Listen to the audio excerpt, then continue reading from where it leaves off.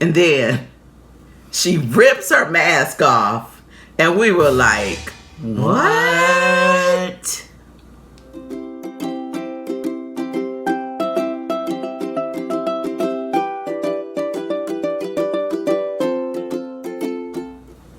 Hi, everybody. Hey, everybody. How y'all doing?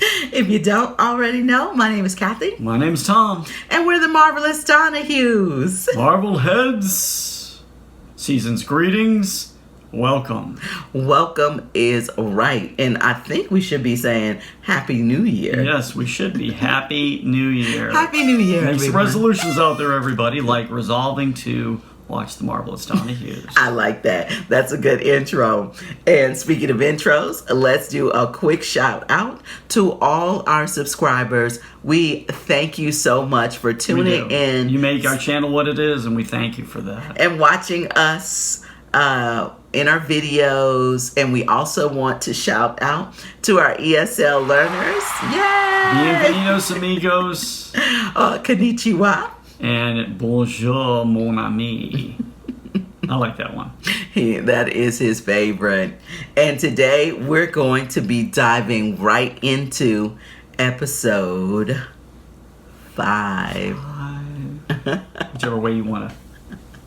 Either way, we are excited. Look, the last one Tom was talking about, he was in the driver's seat. Yeah. But today, I got dizzy after number 4. I kind of got a little dizzy, so I'm going to give the cradle of leadership to. Cradle of leadership. What's that all about? Cradle of leadership. What? Write us, guys. Tell us what you think that means. I do not. I know, but okay. I will take the cradle of leadership. This is the cradle of leadership. He's handed over to me because, listen, this episode was a lot about girl power. Let me tell you something. We are going to start where we left off. I did not want to give any spoilers last time. That's right. There's going to be a few spoilers in this, so let's put the spoiler alert in here. Yes, spoiler alert. Let's go back to last episode number 4. Yes. So we were talking about an introduction of a new character. That's right. And it is the Black Widow's sister, Yelena Belova. Yelena Belova, and that girl kicks some butt. Okay, she's learned her craft well. So that fight scene we were talking about, it involved Yelena, Maya, Hawkeye, and Kate, and it was like a free-for-all fight. You couldn't fit too many more people on that rooftop. Let's put it that way. And Yelena is a fighter. If you guys don't know a little bit of her background, she is also trained as a Black Widow assassin. Yeah, like her sister was. Yes. So she can kick some butt, and she knows about all kinds of stuff. But what we learned that we didn't know was based on the movie, which we did see, and we're not going to talk too much about. That's right. But Yelena had changed, and she was actually trying to help other Black Widow assassins break the spell of those people that had trained them. So she had this spray that she would mist on the Black Widow assassins to help snap them out of that trance or that mind and brainwashing that they had done to them. Right. And then they had a little bit of the backstory of Yelena that while she wasn't caught in the blip, her sister, of course, was. Yes. And then she came back. But then Yelena was caught in the blip. Yeah, so and that's what made it interesting, because Yelena had just deprogrammed a fellow Black Widow sister, right? Or thought she was deprogramming, because she turned out that she wasn't programmed anymore. Somehow she had gotten out of it. But Yelena went into her bathroom to put some water on her face, and she disappeared in the blip. And 5 years later, she reappeared in that same bathroom at the lady's house, and she was like we just assumed that you just left. Yeah.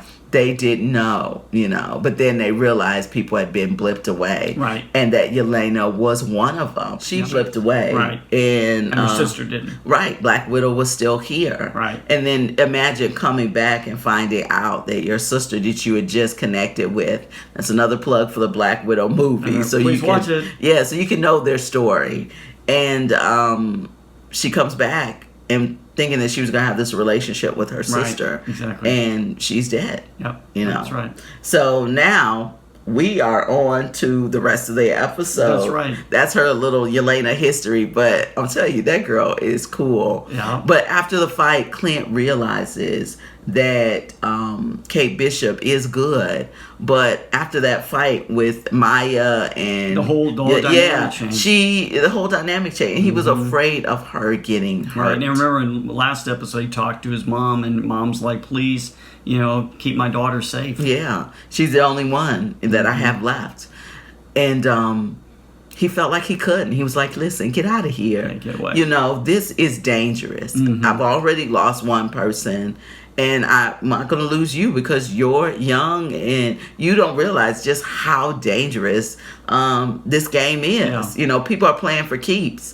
And Yelena was playing for keeps. When he saw that Black Widow assassin, he's like, okay, now we're in trouble. This is big time now. Yeah, we're fighting on all fronts. Exactly. So he will roll ahead. He goes to the guy's house. His stalwart companion, we'll call it, the fireman or the medievalist Renaissance guy. Yeah, and say, hey, can I bunk with you? He was like, yes, and yes.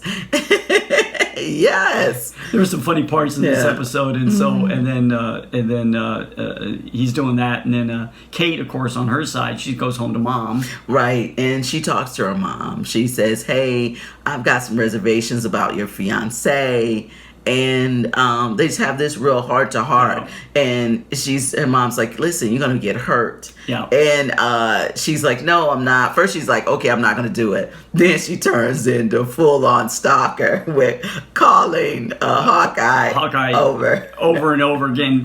Call 400. Hello, call me back. And then, so there's some funny scenes in that. It was funny. It was funny. She was trying to get him. So we move on, and Kate is going back to her place, and she meets Yelena. Yelena didn't change clothes, y'all. She is fixing some mac and cheese I know, or something. She's cool. Fixing some food somewhere. Yes, and she's like... their banter was real good. I liked it. Yeah, well, she's like... They're both probably about the same age. So she walks in the house. She was like, oh, you gonna kill me? She's like, I could have killed you when you came in. I just want to talk to you. That's all. We're gonna have some... You sound a little like Yelena there. I like that. We're gonna have some mac and cheese. Come on. These are special effects for us. So. Come on, sit.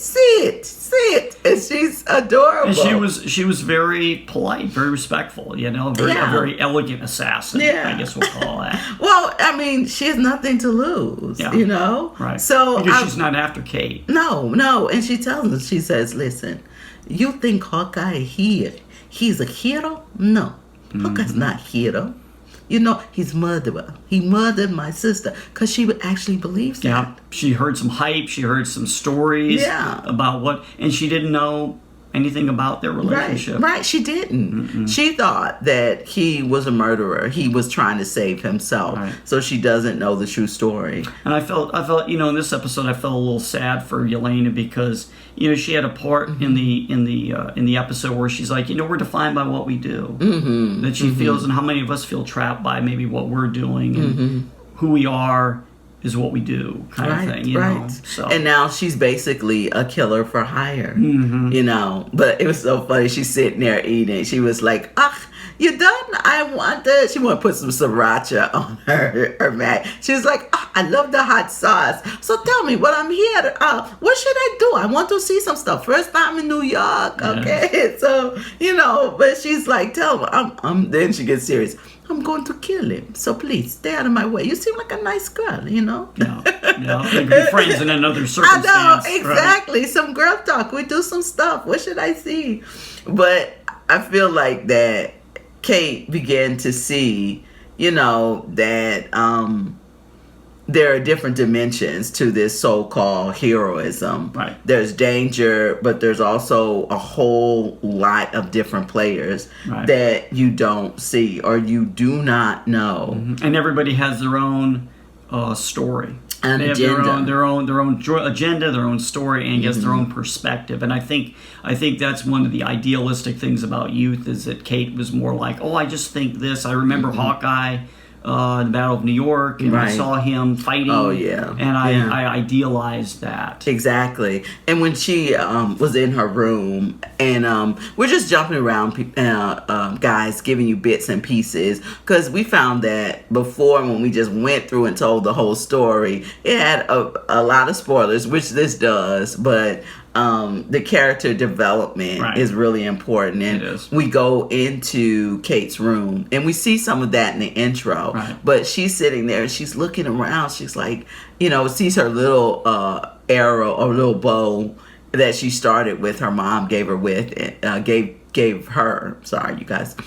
And she's like, I can do this. I know what Hawkeye Clint is telling me, but I know I need to still help him. There's a lot going on. Yeah. And On the other side, we got Maya. Yeah. Who's like, now she's scared because she sees this Black Widow assassin. Yes. And she sees that's a big problem. Yes. Just like Clint. She's like, they're both on that same wavelength. Like, this is big stuff. And what do we get? We get a showdown. We Right. get the showdown with Maya and Clint, who actually comes out as Ronin. Yeah. So I was like, I felt like this was a really, really good episode. I did too. I felt like that it was less television, because I know Yeah. you guys before, I was like, I felt like this one was really like a television sitcom. Yeah. But this time I felt like it was more movie. It was Yeah. geared It did more feel that way, didn't toward it? the movie, the story. Yeah. It was and let us know tightened what you up. all think. So Yeah. if you think it's picked up, or what Yeah. you think about the series. I thought some of the other whimsical parts. They had some of my favorite music, the Charlie Brown Christmas music was in there, so there was a little track in there on that. And of course, the medievalist firemen. That was funny. And one of the fight scenarios, they escape by Uber or Lyft. Hey, I'm here to pick up Kate. It's like, yeah, that's me. I'm like, they got a plug for everything in this episode. And Clint was like, what? This is our getaway? Oh, yeah, he's fine. He's totally fine. But that's the kind of world we live in now. Oh. It's not like It's not black and white. Yeah. It's not black and white. It's shades of gray and color and magenta and, hey, pink like us. We got our little pink shirts on. Matchy, matchy. But you guys... Tom, did you have anything that you wanted to add? No, I didn't. If you guys have not seen the episode, please watch it. It's still on Disney Plus, and it's getting ready to wrap up. We're getting down to episode 6 here. Episode the 6. finale, so I can't wait for that. You know what? I'm super excited about it. I'm nervous too. I'm going to get my popcorn out for this one. Lots of popcorn. You know what, guys? I've really gotten into, I don't know good or bad, but I love them chocolate covered pretzels. Those are good. Delicious. They delicious. They're good. But If you're a superhero watcher, you have to have something, right? you gotta have something. I don't know, chocolate covered Tell pretzels. us, you know what? That's a good thing. Tell us what you guys, when you guys watch these shows, do you guys have snacks? What kind of diet do you have when you're watching Marvel TV shows? Yeah. What kind of snacks do you like Yeah. when you're watching the Marvel TV Exactly. shows? Tell us. We'd like to know. But that's all for now, guys. That's all we it. have. And remember, I'm Kathy, I'm Tom. and we're the Marvelous Donohues. Happy New Year, everybody. Happy New Year, and we will see you next time. Bye-bye. Bye-bye.